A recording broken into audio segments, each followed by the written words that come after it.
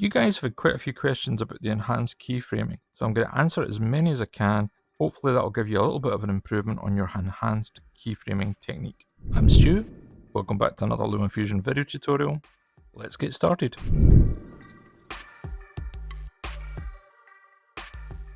Okay, let's give you a quick tour of our layers. Bottom audio layer is the map ambience, which you can hear.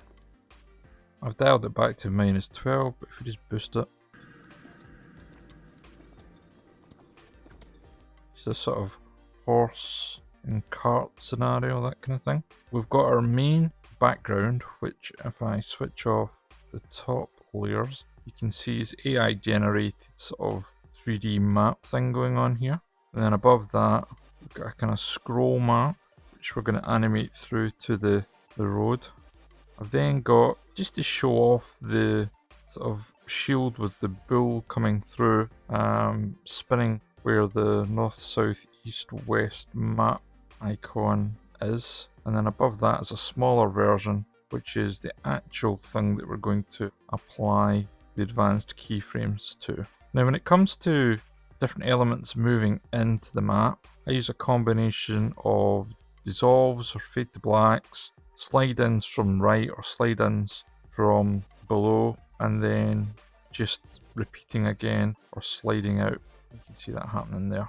So we're mainly going to work with the House of Stew and this little wheel, or rather shield, spinning and navigating its way through. So we'll take a look at that. I'll show you what I've done with it.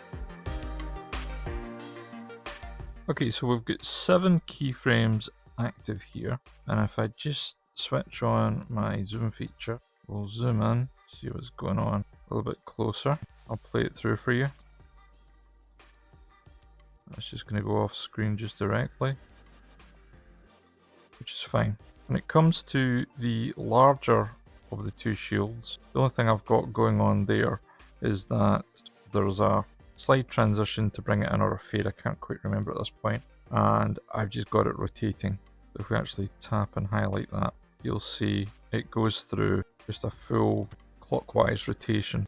There's a keyframe at the beginning and a keyframe at the end for it.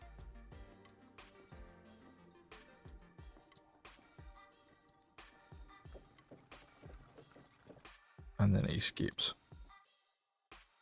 So that's what's going on with that one.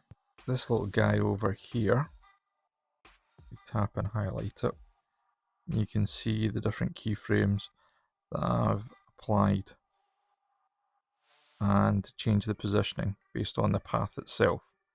So what we're going to do with this is we're going to just clear the decks and reset it. So we'll tap that. Now if we start from the beginning, and I'm just going to move my zoom dialog up there, and we tap on size, there it is full size, and as you can see it's rather large. So a reasonable amount of resolution there to work with. And I'll just look at play through, doesn't do a thing.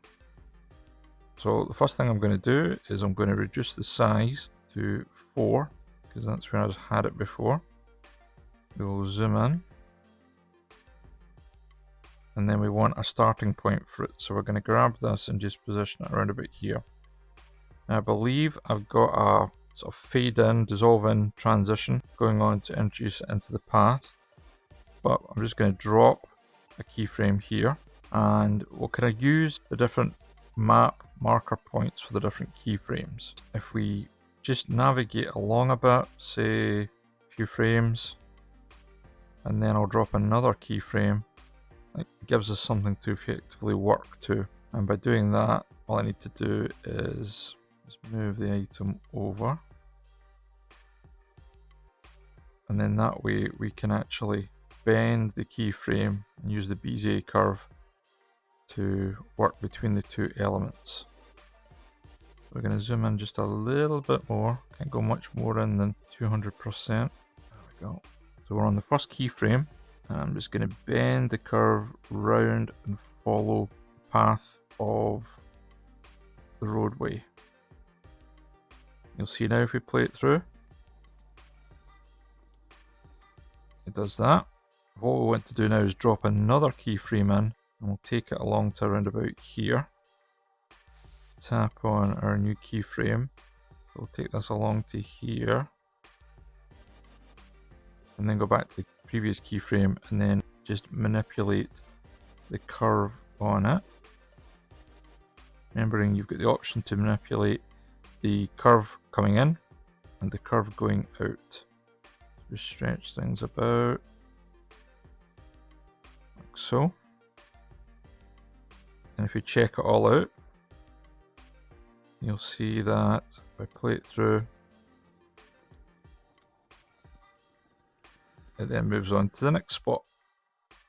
And we just keep repeating this until we've got up to this area up here. I'm going to move things along a little bit further, drop another keyframe,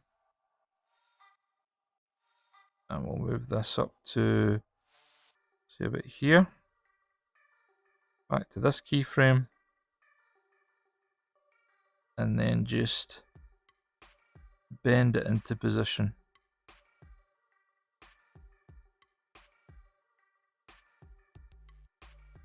And we'll just take it back to there and play it through.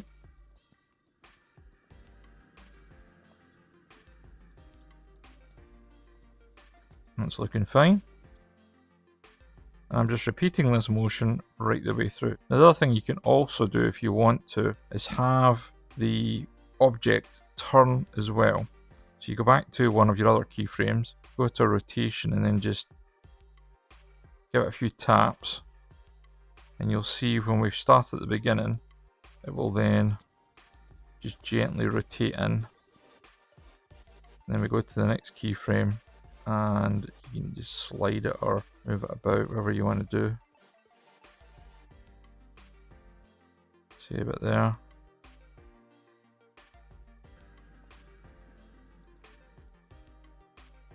And then when we get to here,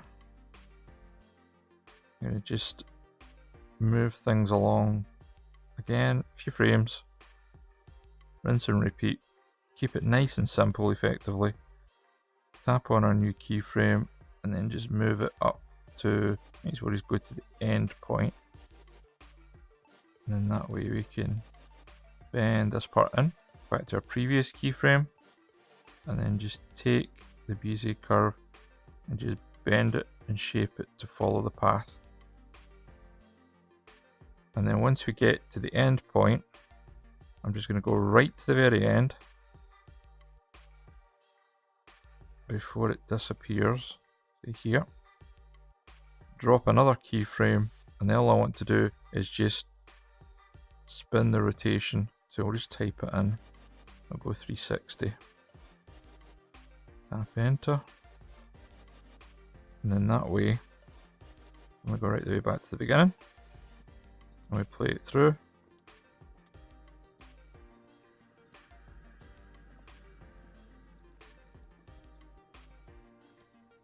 You can see the overall effect. And then it just counter rotates at the end. So the only thing you really need to do at this point, which I could actually just leave it as it is, but if you want to, is go in and adjust the speed of each of the keyframes. So if you wanted to just speed things up a little bit, slow them down here, just move along, speed up, slow down here, speed up. And then at this point we're at the end, we'll just slow down and then take it all the way back to the beginning, and that gives you this effect where it just kind of gets a little bit faster, gets a little bit slower, quite subtle, and you can see the overall effect. Close that down, zoom back out to a normal distance, make sure we're viewing all of the map. Close that, close that, close that. Go right back to the beginning and play it through.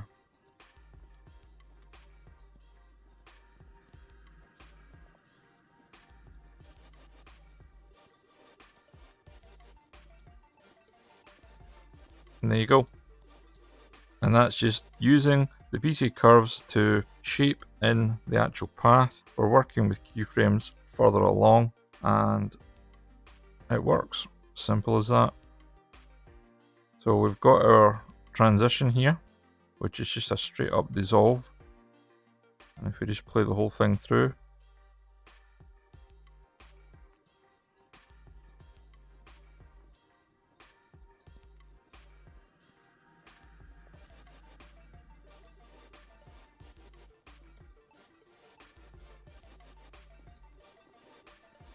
and there you go.